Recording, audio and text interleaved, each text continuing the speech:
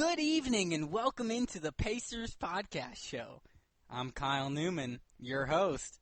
And I'm Rhett Hensley, your co-host. The Pacers Show is here, so cheer. It's time to talk about the greatest team ever. A championship? No, not yet, but never say never. Like this show, it's a fresh start with new parts. The squad is ready, slow and steady. I can't hear you, Pacers fans. Make some noise. Rhett Hensley, 22nd Pacers Podcast Show. How are you doing tonight, buddy? I'm doing great. That's ready great. for this Pacers talk. Hey, me too. Always ready for the Pacers talk. We're a little late tonight, a little late to the gun again. You know, work schedules play into that. But we're here nonetheless. We'll get it up late, and we're ready to talk Pacers basketball. We have a lot on the slate today.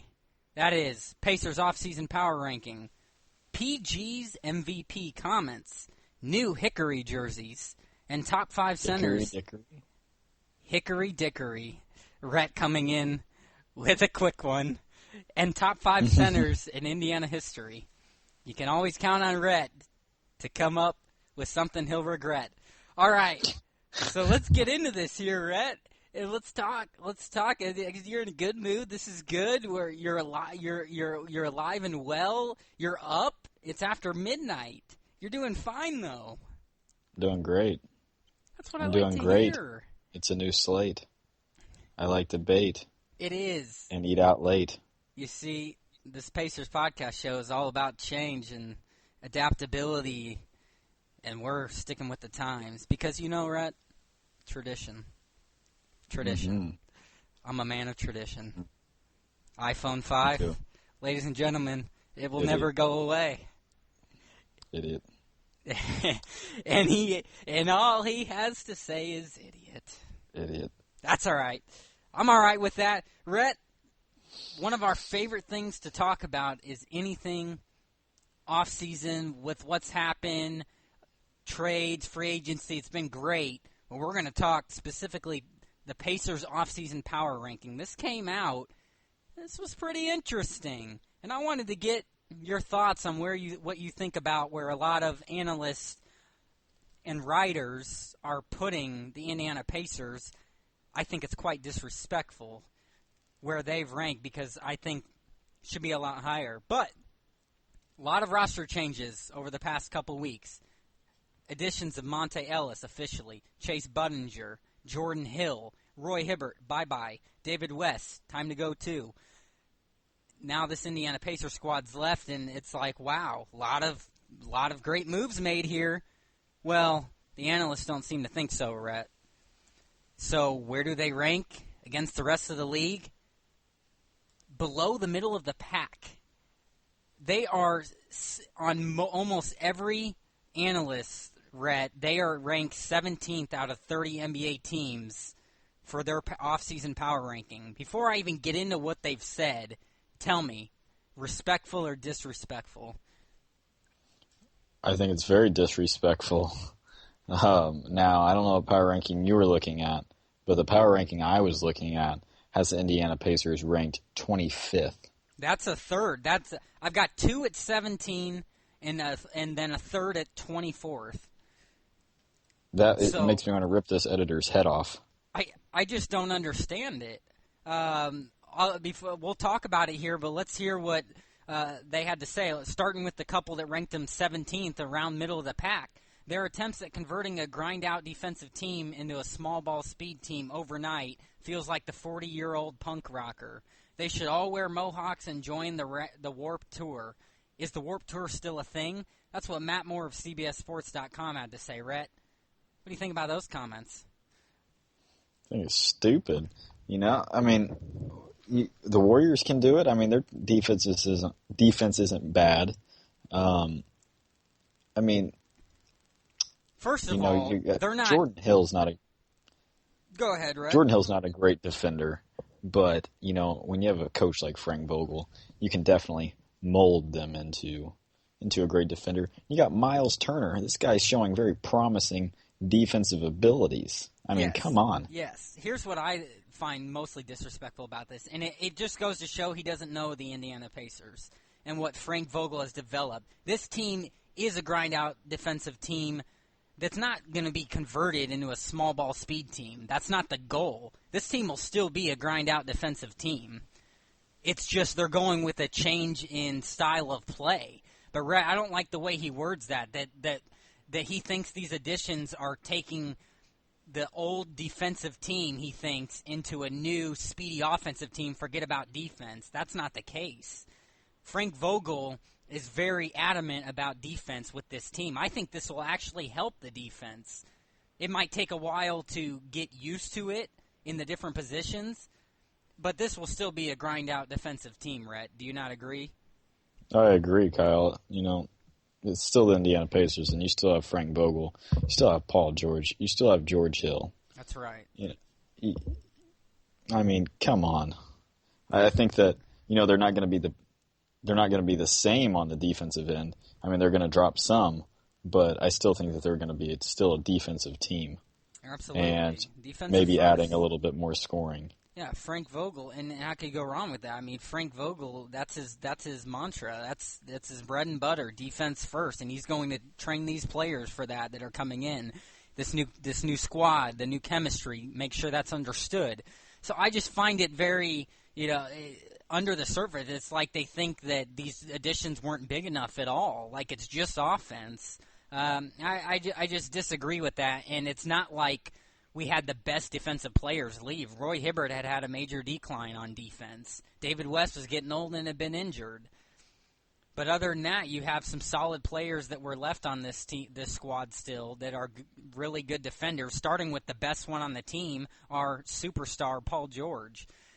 Maxwell Ogden at Sports Illustrated Hoops Habit had Indiana at 17, and he said this all begins with Paul George, who's already a two-time All-NBA honoree.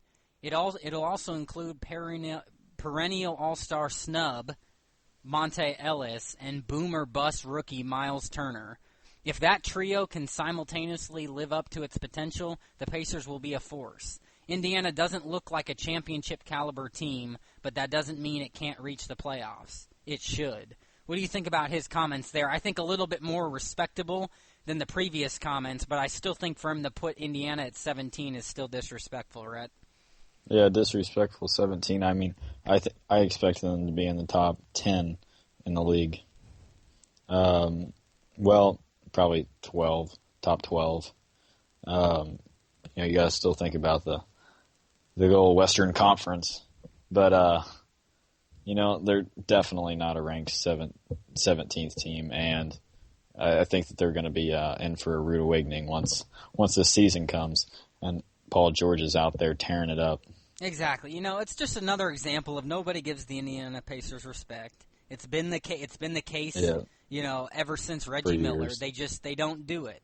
They look past this team and they think they're mediocre, and they don't get the coverage that they deserve. Even when they were going to the conference finals 2 years in a row, they still were not getting the respect that they deserved and the national TV coverage. And I think that's what this is coming out of. I find it hard to believe that they would rank us in the bottom half of the league with these offseason moves. These are big moves. These aren't just minor players. It's a big move. And then to get rid of players that we've had that created space, like a Roy Hibbert who's a bust, that's a big move, getting someone like him out of there who wasn't performing. Exactly. And was worth $15 million. And a David West who was going downhill and we owed $11 million. It's brilliant moves, and people are looking past that. This other guy here, this is just asinine if I've ever heard asinine. Will Laws of SI.com projected the standings in the East using win shares. He has the Pacers missing the playoffs, Rhett. What do you think about that? That's your ultimate disrespect right there, isn't it? I think that guy's a flat-out moron. I don't understand that. Yeah, that right there is just disrespectful. That sounds like a true Miami Heat fan right there, is what that sounds like. I just don't even comprehend. The Pacers almost made the playoffs this last year. Yeah. With the squad they had and an injured Paul George. How is he going to predict they won't make the playoffs in the East that's a lot worse than the West? Kind of thinking that he might be thinking that the East is going to be getting a little better. I mean, but of thinking that they're going to get that good, it's kind of crazy. Yeah, It definitely is not great. I can't believe it, Rhett. Finally here, this columnist from Bleacher Report, Adam Fromel, ranked each team's starting five on paper. And he has the Pacers starting 18th in the league going into this season. He says the presence of rookie Miles Turner in the paint will help make up for Monte Ellis's inevitable defensive lapses.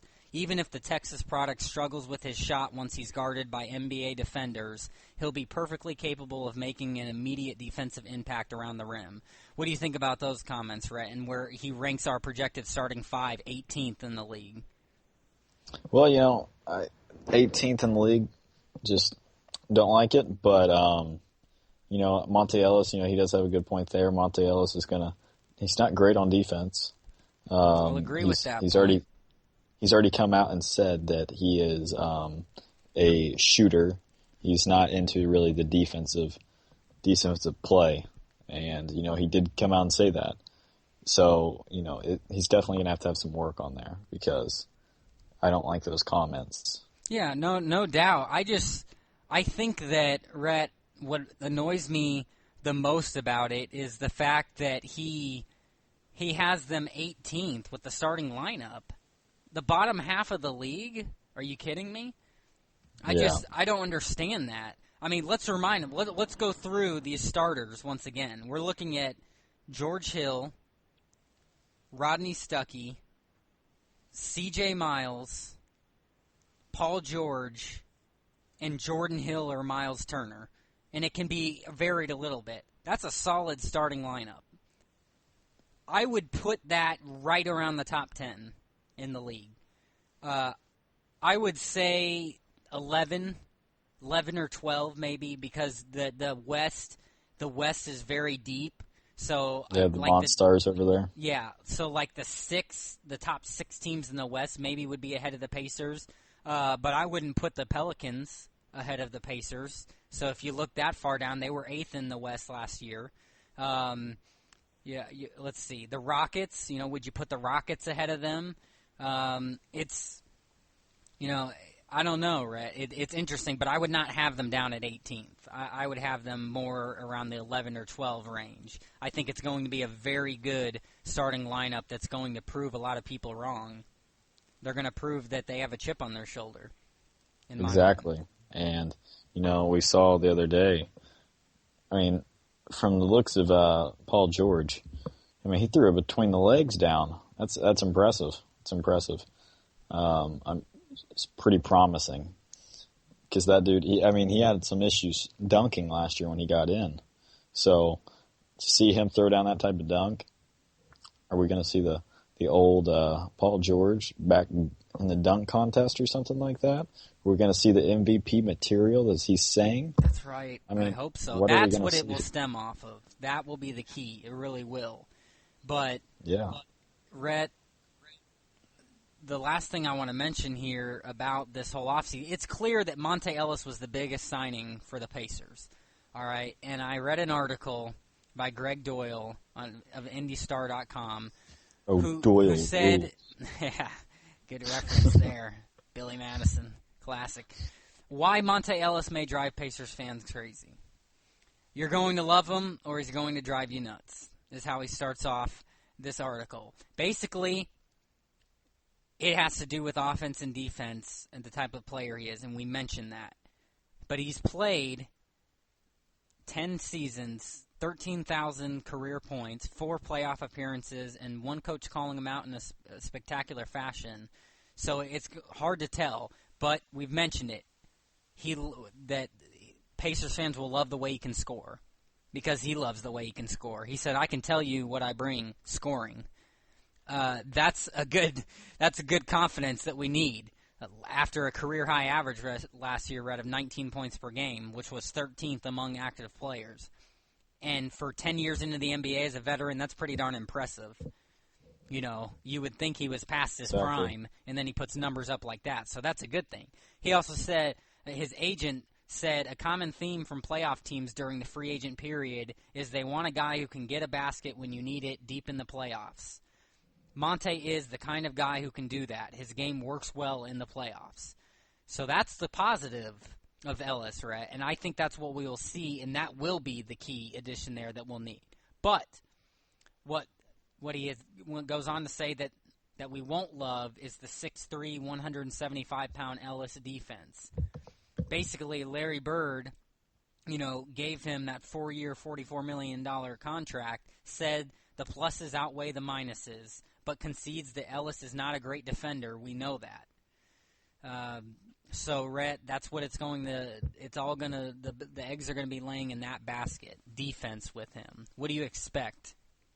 Well, I expect him not to be great on defense, but as he said, he's going to come in and just knock down shots, and that's what the Indiana Pacers needed because the past few years they have lacked scoring, and they've had to rely on their defense. So, him coming in, I think, is going to have a few more positives than it is negatives. So I think he's going to be a great addition to the Indiana Pacers. I agree. And I'll say that I think that his defense will be better in Indiana because he's coming into an organization where that is the primary focus. That is Frank Vogel's bread and butter. Main squeeze. Exactly. Like fresh Florida orange juice. It's beautiful. Ooh, it's great. There's nothing better. And that's what he'll be coming into, Rhett. And I expect it to bode well for the Indiana Pacers. I believe that.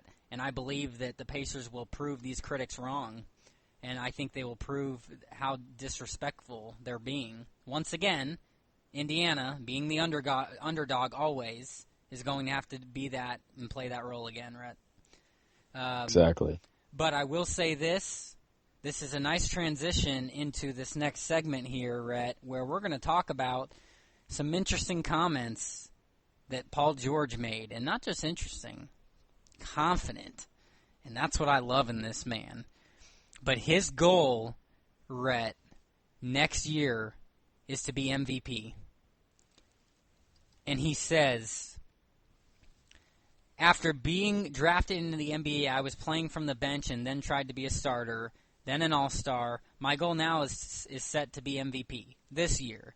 That hasn't changed.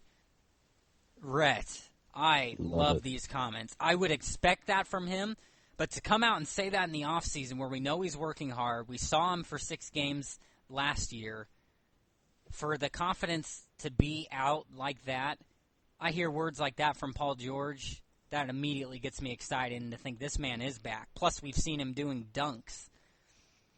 Incredible dunks, putting on a show. Right? What do you think about these comments? Fan-freaking-tastic. Him coming out and saying that he wants to be the MVP, that right there is a goal that he set high and he's going to be working at. And I believe that he's been working very hard in this offseason. And, he can, if he sets his mind to it, I believe he can. I mean, right before he was injured, he was in the running for MVP. I mean, he was up there. He was up there with the big dogs. So, I believe that no doubt in my mind that he can be an MVP if he just really works hard at it. I agree with that.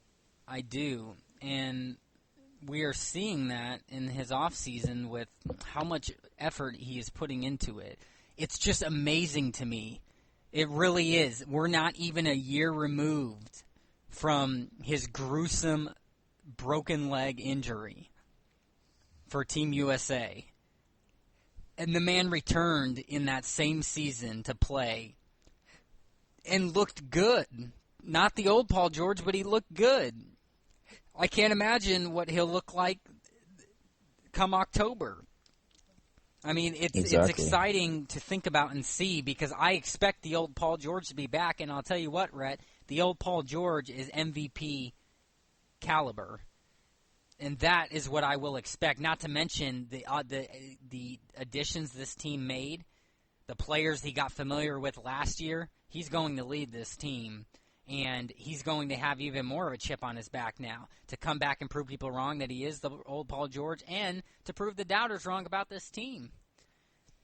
And and I think that he will do that, Rhett. And so I love to hear comments from him like these, and it just encourages you as a Pacers fan that, wow, Paul George, he's in it to win it, and you would expect that from him. But yes, to come out and say it in the offseason like this, where we haven't even seen him in start a full season after this recovery, it's very encouraging. Now, this article that I was reading by Kurt Helin on the NBC Sports Pro Basketball Talk, addressed these comments, but then he said this. Obviously expected him to say this because he's a competitor. You won't say anything less. We mentioned that. But I like how he said that for the good of the NBA, I hope George has a bounce-back season. That I hope that we see a guy that hasn't lost a step. Brad, I want to address that because it is good for the league. You like to see that. People loved to see the rivalry, the Miami Heat, Indiana Pacers. This Paul George battling the best player in the world, LeBron James. LeBron James himself loves Paul George and how much of a fighter he is. So wouldn't you agree it is for the good of the NBA? Oh, yeah. For him? I mean, you never want to see any big-name players get injured like that. And, I mean, it just takes down. Like, I can't wait for Kevin Durant to get back out there. He's great to play against, He's very tough. And it just makes the games when you go to more exciting. Exactly. And, I think that LeBron would have loved to play against Paul George this year. He said he would. He said he missed him. Yeah. I think that, it's good for the league that fans, everyone loves to see that. To have that best player, that superstar on that team shine. It's entertaining, like you said. And that's what I'll expect from Paul George, and I hope to see it. I expect him to shine bright like a diamond. That's right. Like a diamond. And I hope so. I do. Like a diamond. Now we've got a recorder. Rhett, we're past that day and age. We don't need rewind the cassette player. Okay, technology. Let's step up in the world here, all right? Let's catch on. iPhone 5. All right. Here's the thing. I didn't like this comment that Helin made in this article. Now, he said, he almost went from saying that, almost contradicted himself, talking about hoping for the good of the NBA, Paul George has a bounce-back season, what do you expect him to say? And then he, goes in the opposite direction and basically takes a shot at him, at least the team.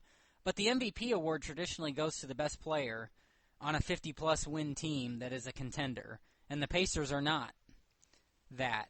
Dick. What do you think about that, Red? It's where does that come from? All right. You Miami Heat fan.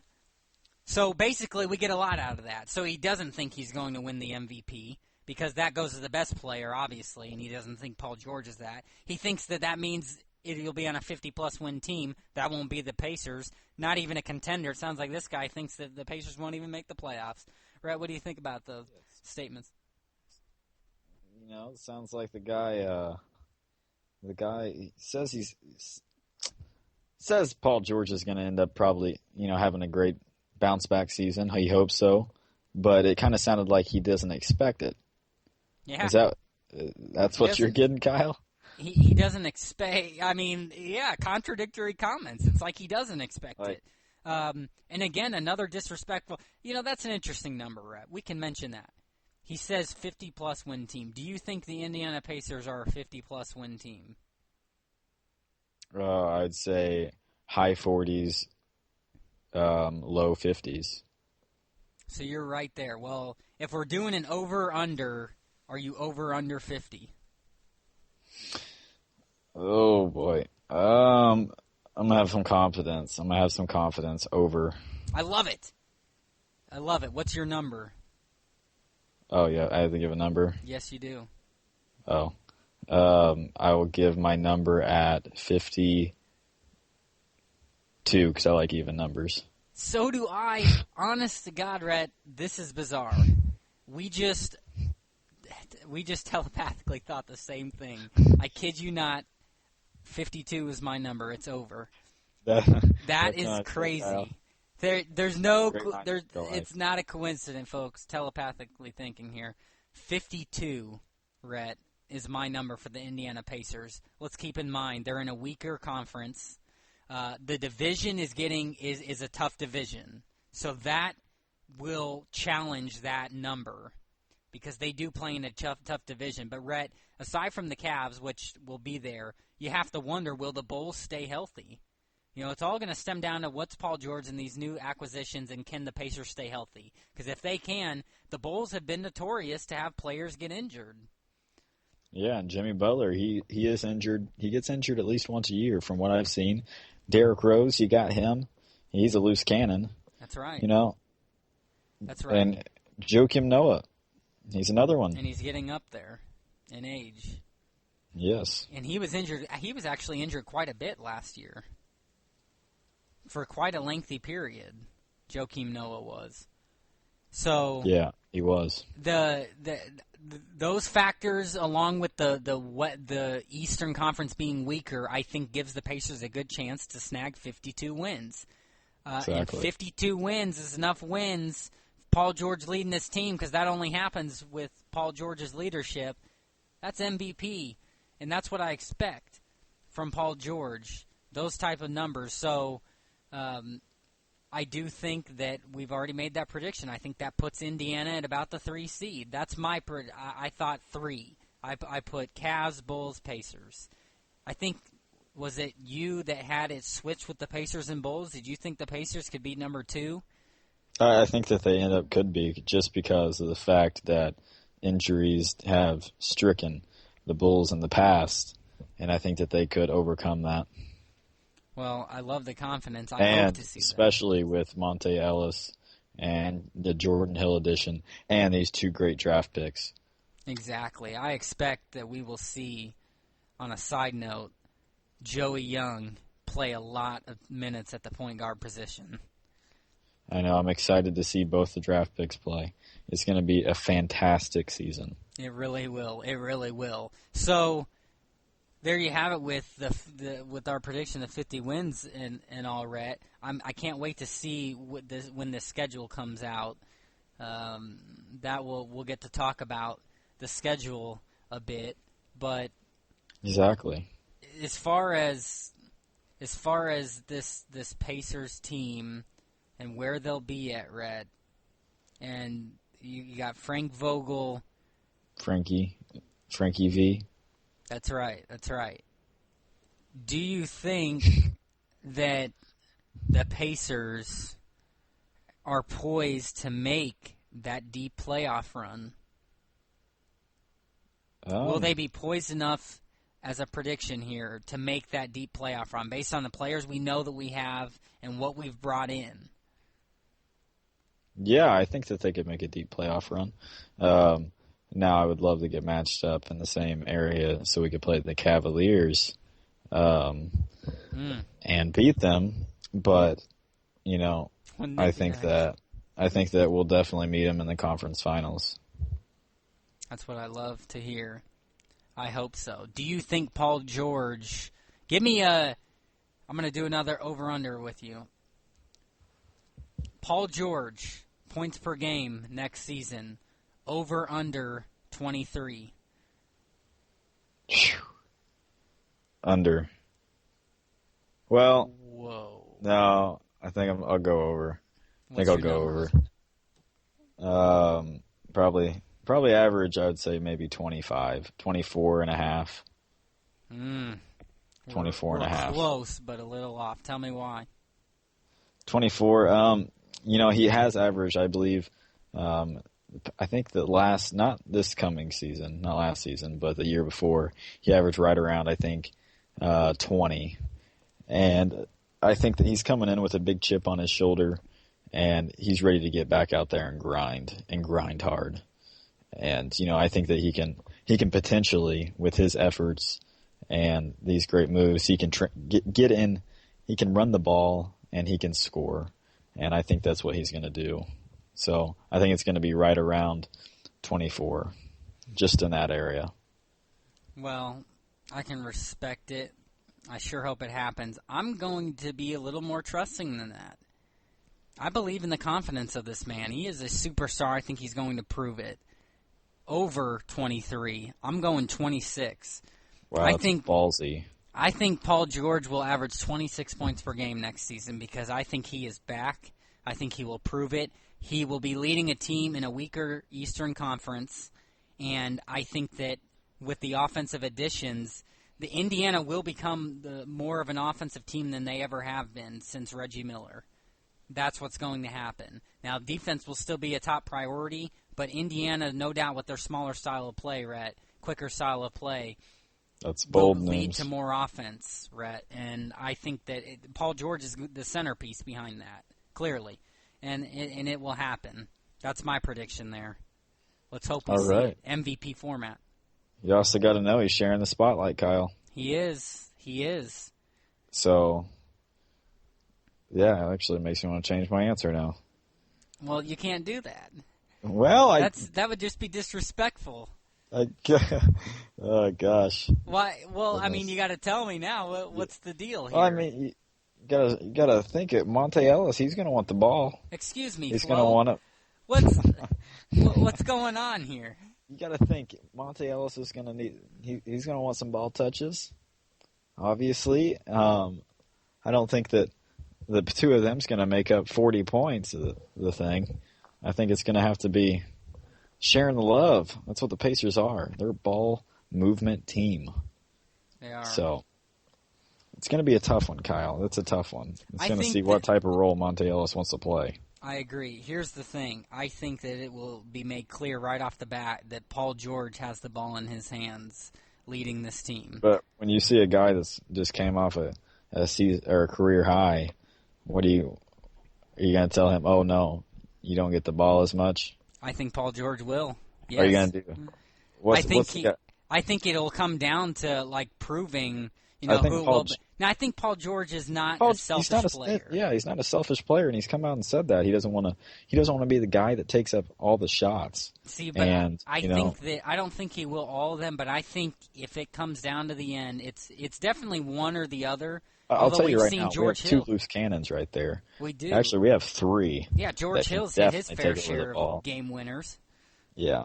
So, I mean, you have three options when it comes to hidden game winners, and I would trust either one of them, to be honest. So, try and double all three of them. That's right. Dare you. You can go either way. I believe that the leader of this team, Paul George, the superstar, will be the main offensive threat, and I think he will be the leading scorer by far. I mean, clearly to get my 26 points per game average prediction, I see that happening because they will be more offensive. He's going to play the most minutes. He's going to be able to, his three-point shooting has become a real threat, and that's going to rack up points.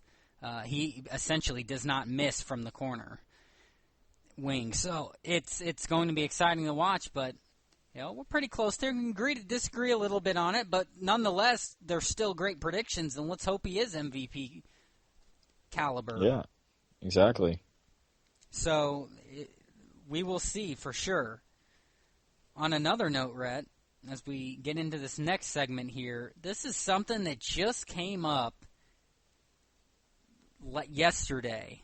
This was awesome, and you sent me a little article about it.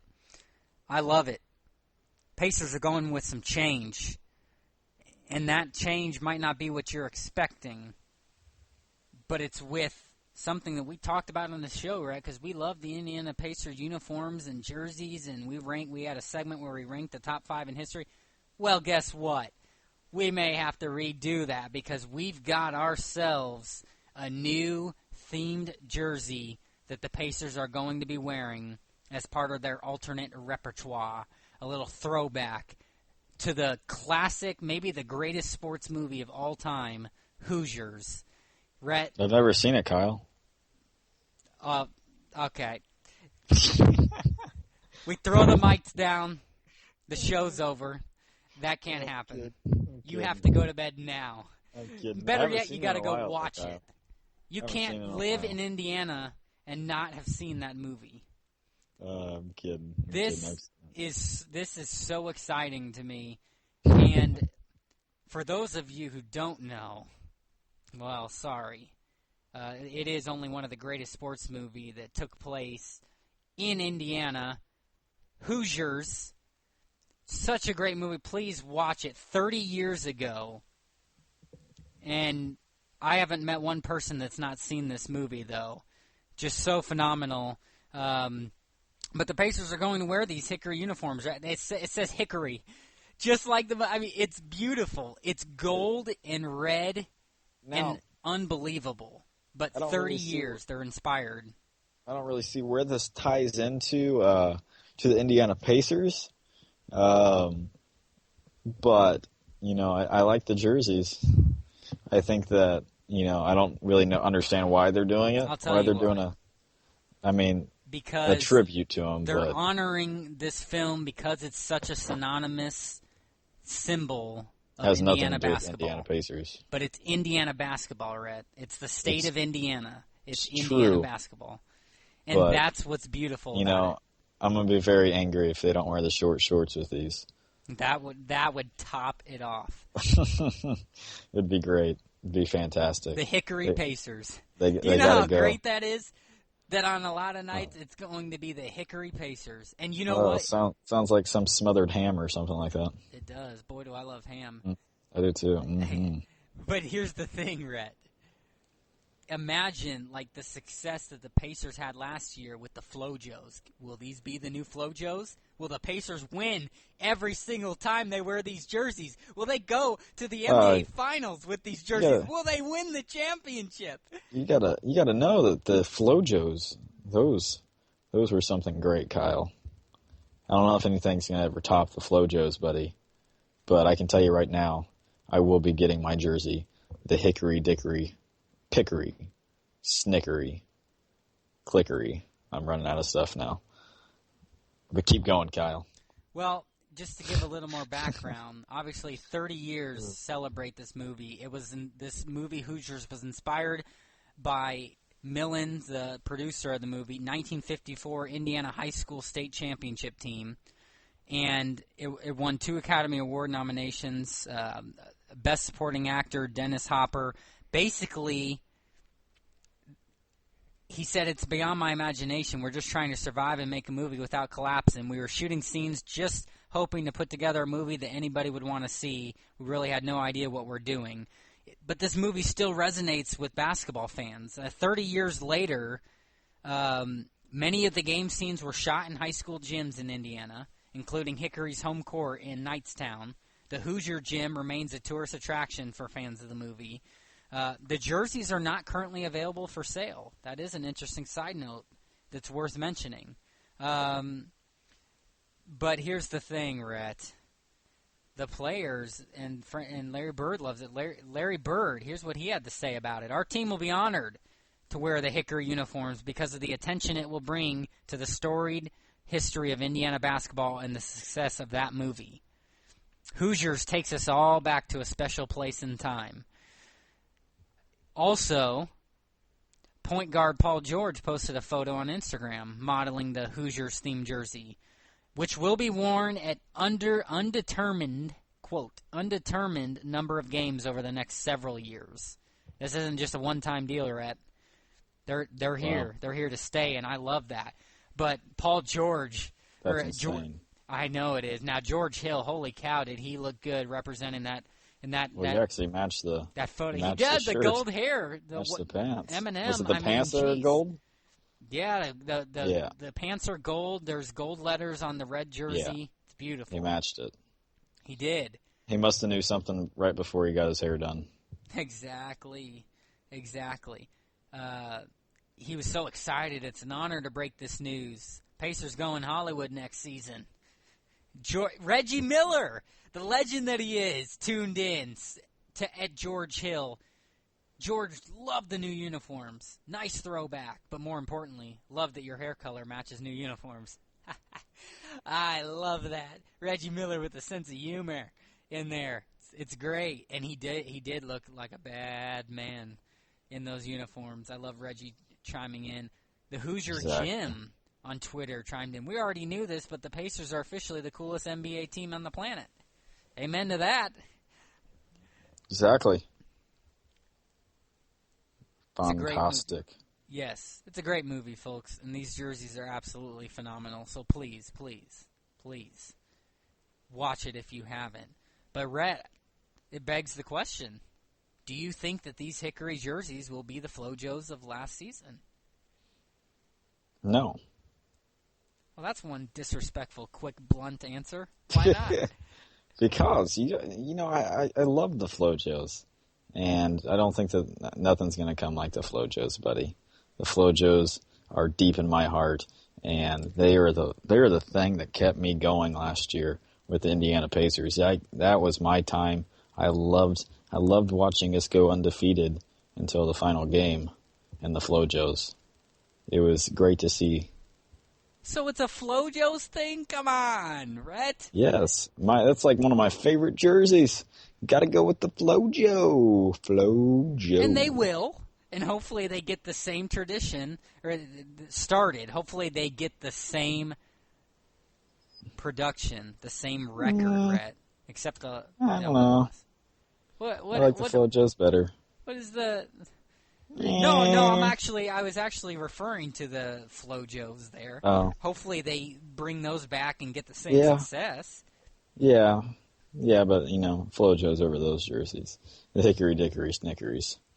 Hey, here's the thing. This is kind of interesting. I read another article by Kyle Nedenreep. What? From Nedenreep. No, can you say that one more time? Nedenreep. Okay. Nedenreep. From the IndyStar.com. Alrighty, you hit me. He said these Hickory jerseys could offer 10 things that will happen now for the Indiana Pacers. 1, George Hill will shoot all of his free throws underhand. I like that one. Number 2, the Pacers will make short shorts cool again. There you go, Rhett. That's what you were hoping. They will. And you want to talk about getting attention? This is brilliant.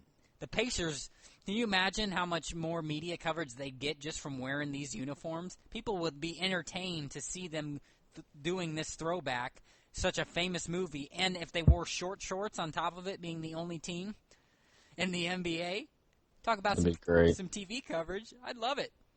Number 3. Joe Young will jump on Miles Turner's back and measure the height of every basket in road arenas. He's got jokes and it's funny. I love it. 4, the Cleveland Cavaliers will be forced to wear Terhune jerseys at Bankers Life Fieldhouse. You don't know what Terhune is, do you, Rhett? No clue. I got the sense of it. In fact, I'm not sure either, so why don't you talk here a sec while I look it up in the dictionary. Well, actually, you can't put me on the spot like that, Kyle. I just went blank. You can't go blank, co-host. Talk to me. Oh, gosh. Just went... Okay, well, I'll give you this. Paul George debuts... Debuts? Now you're getting it mixed up. Debuts a new Nike Hyperdunk 2015 low PE tennis shoe. And I can tell you, those look great. When he was down in the Philippines this past week, he whipped them out. And I'll tell you what, they're a beauty. They're bold, Kyle. I think those things glow in the dark. You like them? Yeah, call 911 because a crime has been committed. I like it. Oh, gosh. Exactly. Quite honestly, I have no idea what he's talking about here. All I'm getting is Terhune Orchards and Winery in Princeton. I'm getting Lad, a dog. And I'm also getting... I'm getting Albert Payson Terhune, who was a dog breeder, a journalist, an author. So, good old dog breeder. I guess if he wore something great, that's what he's referring to there. So, on to number 5, Frank Vogel's new favorite play, the picket fence. That's a good one. Now, I love that. You better believe. You get it right. It's so old school, picket fence. Yeah, I get it, Kyle. That's good. That's good. Yeah. Number 6, popcorn for 25 cents. Amen. Please. Wouldn't that be phenomenal? Do you get it, Rhett? Things were cheaper back then. Yeah. Inflation it affected the economy differently at the time, and can you imagine going to games and getting popcorn for 25 cents? Starting to think you think I'm mental. No, not at all. Not at all, buddy. But popcorn gosh. for 25 cents, and you and I are pretty tight. That'd be great. That makes our wallet sing. No kidding. You know, in fact, is that your wallet or is that a birthday card? With the real, I mean, that's that I hear here. That's really sweet. I would love to see that. And it opens the door, Rhett, for promotions, marketing opportunities. Okay, popcorn 25-cent night. You know why? Because it's Hickory night at Bankers Life Fieldhouse. Yeah, that's what they should do. It's a great. Will they marketing ever do idea. that?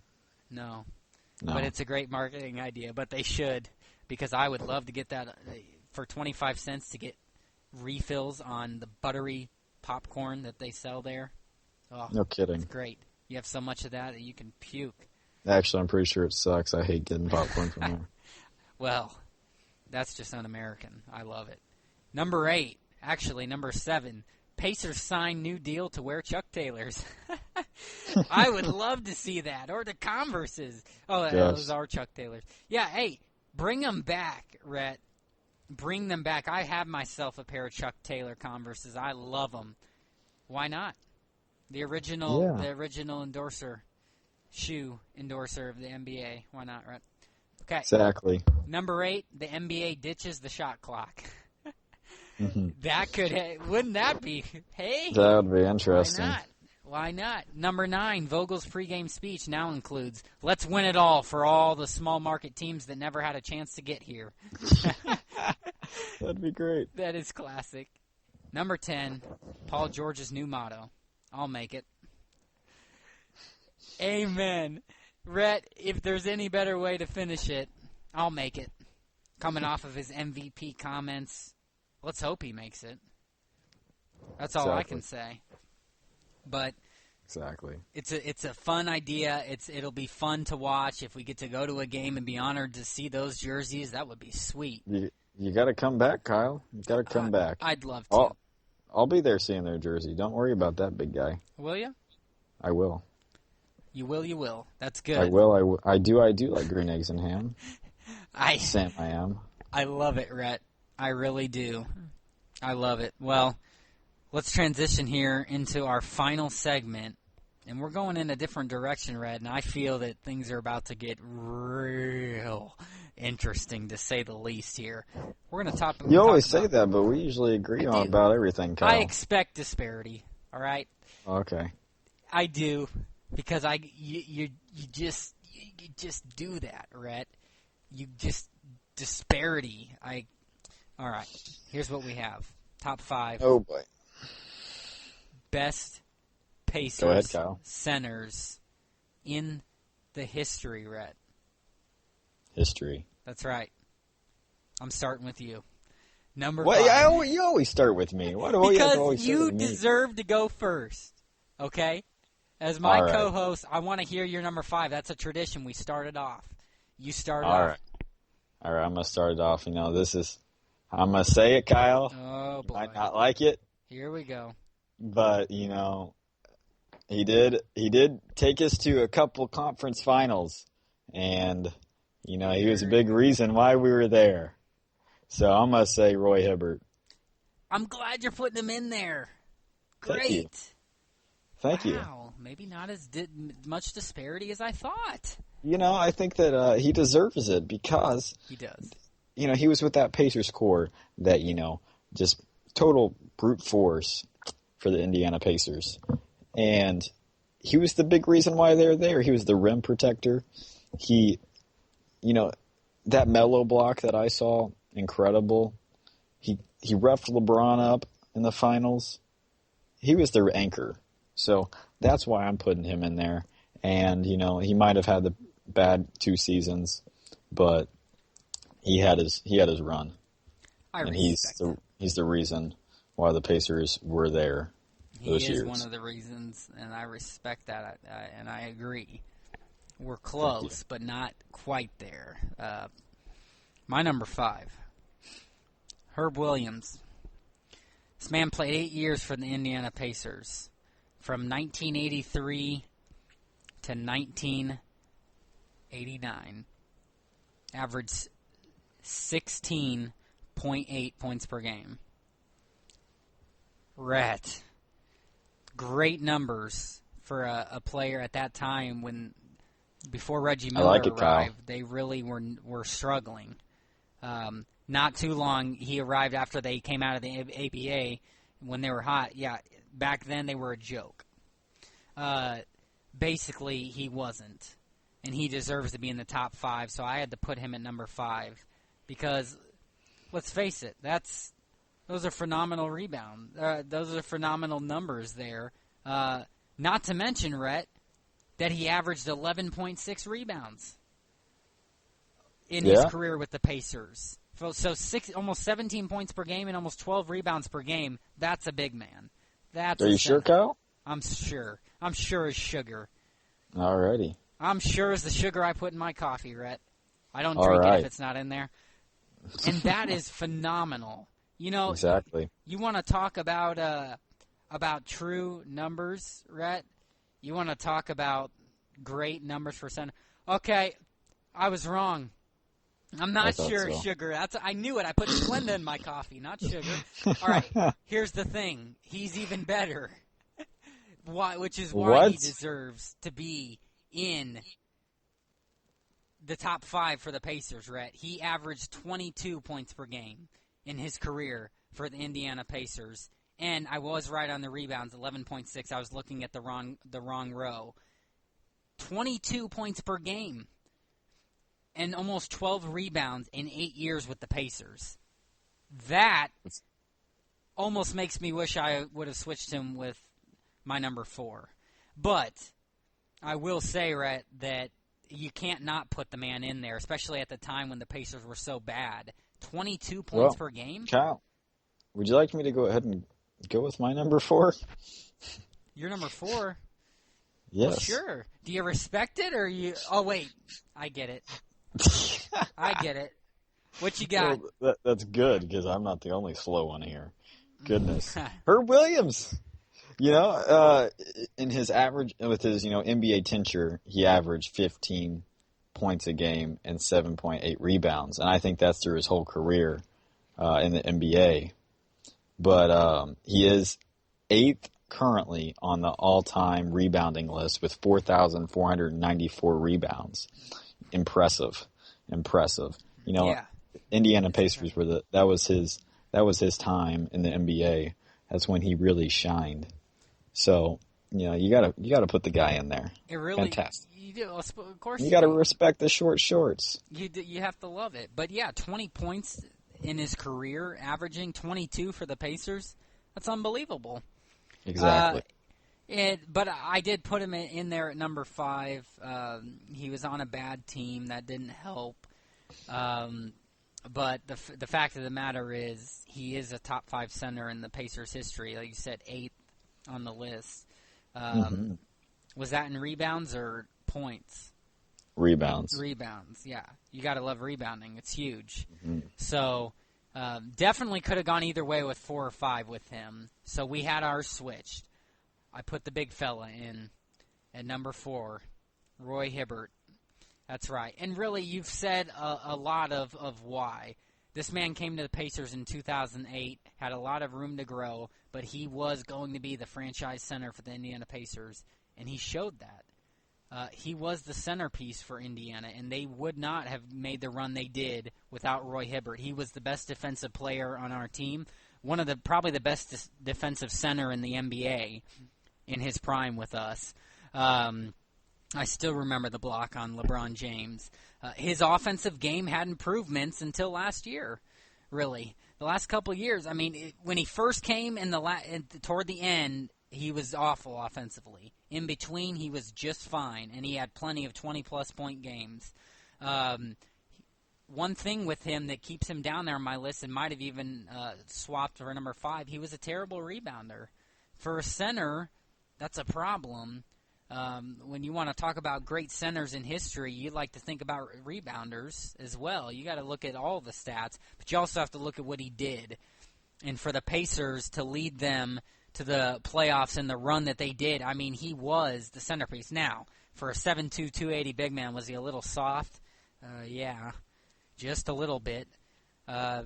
He's like meaning, he was like how I like my cookies.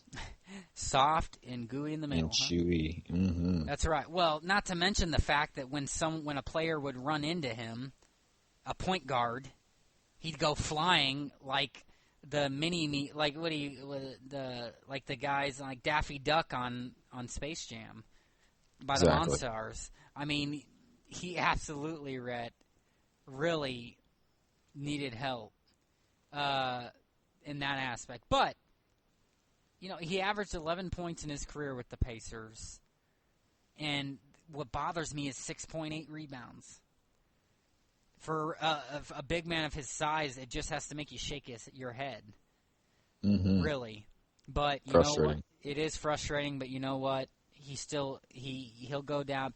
Pacers fans will remember Area 55 and Roy Hibbert for what he did with his 7 years with the Pacers. Rhett, you gave me your number 4. I gave you my number 4. I need your number 3. Alrighty, Kyle. Oh, boy. Ready for this? It's about to get real interesting. Let's see how close we are. The final 3. Jeff Foster. Man, did I love the dude. Who didn't? I can't believe we have the same one. I told you there probably wasn't going to be very much disparity. Jeff Foster is both of our number 3s. You talk first. He's overlooked in Indiana Pacers history. He ranks among the all-time best in Pacers history in rebounds, steals, and field goal percentage. He had injuries throughout his career, which plagued him, but, the man was just... I loved him. I loved going and watching him. I remember just a couple of years ago going and watching him. Absolutely. Fantastic.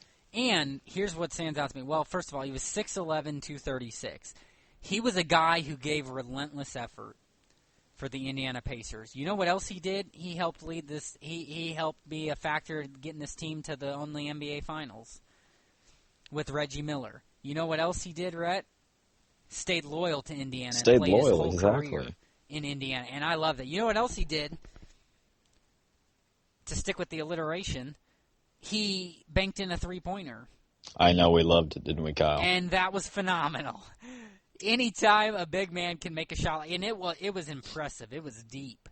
It was the highlight of his career for him. You should have seen the smile on his face, people. It was great, and he always had a smile on his face, and then he had a serious face, too, when it was down to business. Exactly. But 13 years in the NBA, with the Pacers, and the thing, though, that, here's the thing that I think for him doesn't help. He was not great offensively. His numbers are not great. Wasn't great. And by that, I mean he averaged 4.9 points in his career.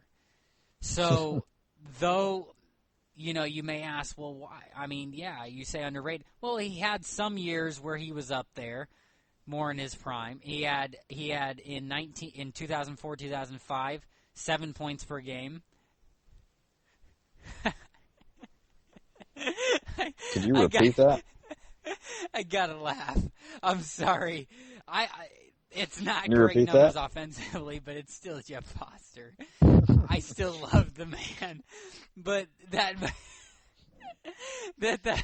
fact that that's his highlight, that's the most points he averaged in his career with the Indiana Pacers in the year that Reggie Miller's last year, and in the middle of the brawl and everything. Shot free throws was 68%. He was not that great of a rebounder at 6.9 in his career. That's Roy Hibbert numbers. So basically, we love the man, and that's why he's number 3. His career high for us was 7 points per game in 04-05. So not offensive eye-popping numbers, but he was like Tyler Hansbrough. He was relentless. He gave great effort. He was a better defender. You said it. He was plagued by injuries throughout his career, but I can't help but laugh at that. Not to mention, Rhett, let's face it, the man was helpful as far as being the big man down low and making runs with the team, right? That's right. He went to the NBA Finals, number 3. And what can you say is Jeff Foster?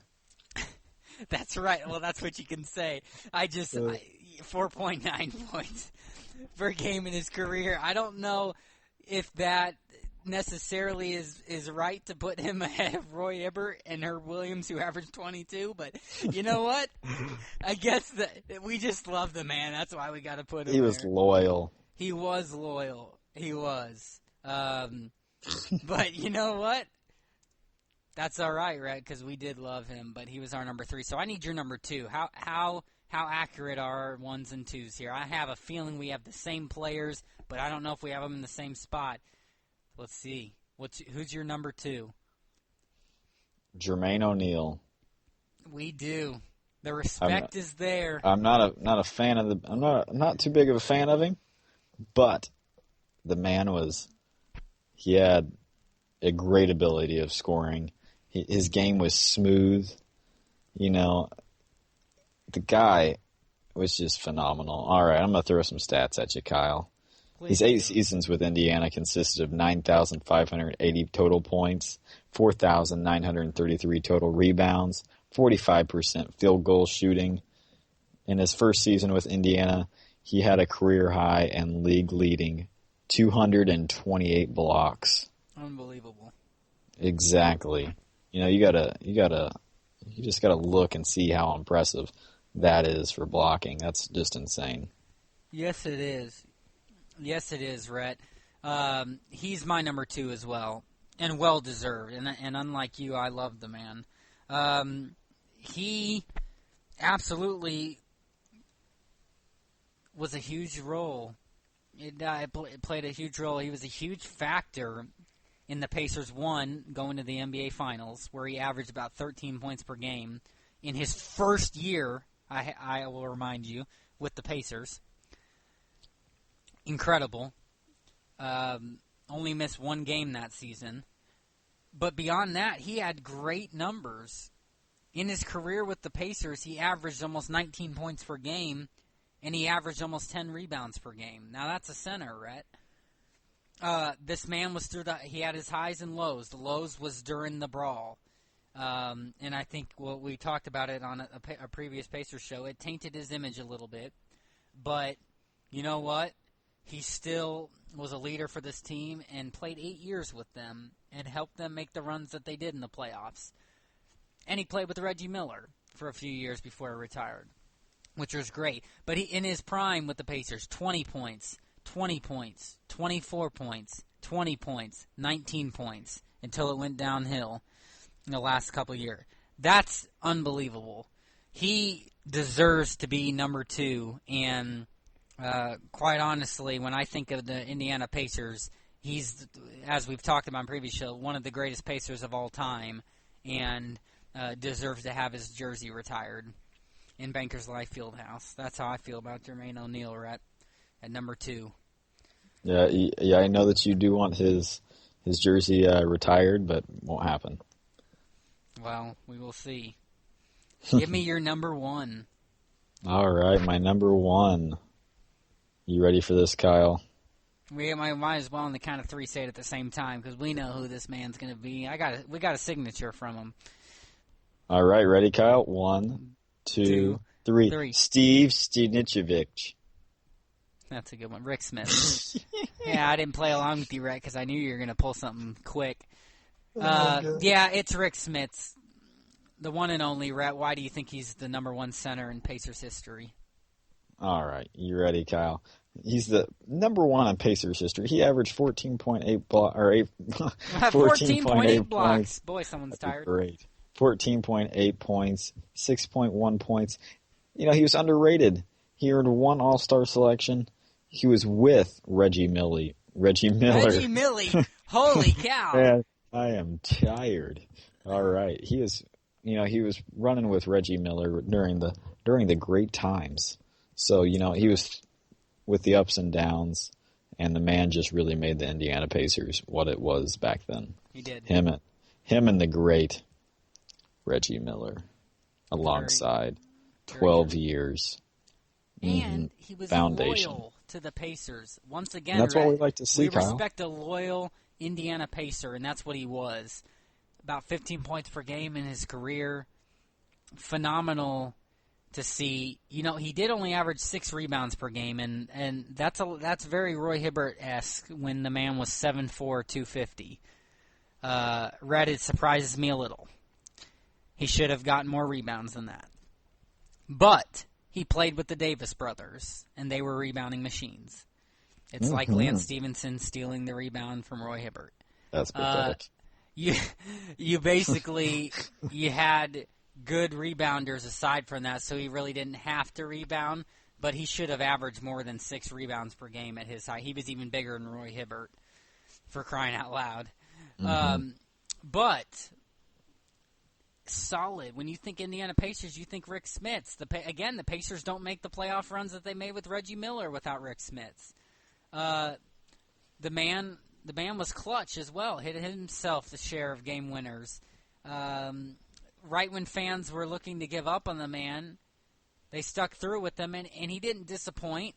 He had years where he averaged almost 16 points per game. He averaged 18 and almost 19 a couple of times. So he had just a solid career and played his whole career with the Pacers. It's what I love to see, and obviously well-deserved. Rick Smits, again, another Pacer that you think of, so why not be the number 1 center in franchise history? Yeah, exactly. You know, he's going to go down in the books as the all-time great as the Pacers center. Can you agree, Kyle? Oh, I agree. I agree. And what a great man to always at the game signing autographs for the fans. Love it. Yes, very great. I love it too. And Rhett, I love this show, but we have surpassed our hour. And I love sleep. And you need to go to bed. I do too. I love Z's. Here's the thing. You like ours? No. Only if it's Russell Silver chocolate. Here's the thing, Rhett. Dude, my name starts with R, you moron. Oh, my bad. Sorry, I don't. Yeah, basically, that's it for tonight. It was a late one. Thanks for sticking with us here. We will try to have next week's show up on time, but things come up, and that's what happens. But we're always excited to talk Indiana Pacers basketball. We always have a fully loaded show. And until next week, you better believe it. That is all we have for tonight. Thank you for tuning into our show. Feel free to leave any comments. Tweet and retweet the show at Kyle M. Newman, at Rhett Hensley, and at Indiana Pacers Talk. To recap what was talked about on the show, we discussed Pacers offseason power ranking. We talked Paul George's MVP comments. We chatted about the new hickory dickory jerseys. And we talked about the top 5 centers in Indiana history. We will be back at it next Wednesday by 8 Eastern Time. That's the hopes. I'm Kyle Newman. And I'm Rhett Hensley. Have a good night. And go Pacers. Go Hickory.